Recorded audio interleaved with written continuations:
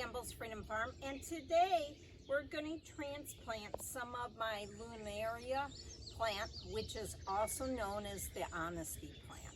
Now, why is it called the honesty plant?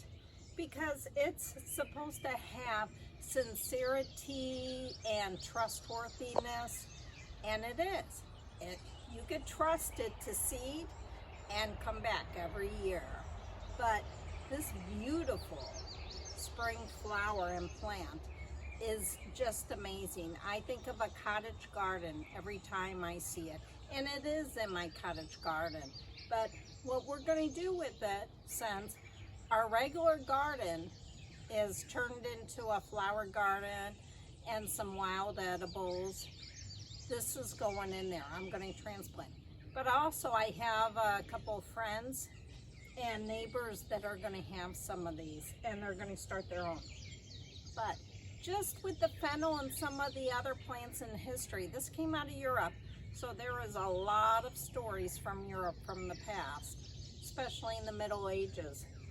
They felt that plants protected them. Well, the Lunaria plant was the same. They felt if they were a holder of this, that it would keep all monsters away. So it was really interesting. Now, this has a taproot. So what I did last night is I soaked the whole area, because you don't use a shovel to pull a taproot unless you really have to. So let me show you how I do that. All right, so here they are right here. And all you have to do is gently keep pulling, and these grow very fast. Okay, so that's the whole taproot. It's really amazing. And then I have this really damp compost. Now what I'm going to do is I'm going to bring these in with a little water in cool areas so I don't stress them. Now, it's going to rain later this week, so that I'm going to put them out in my wild garden. So let me do a couple more and then I'll be right back. All right, so I'm done. I pulled all these up. Remember, a small taproot, just saturate the soil and gently pull up. Don't use a shovel. Okay, now let's talk about this money plant. And why is it also called a money plant? If you zoom in, these become see-through, paper-like. It looks like a shell on the ocean.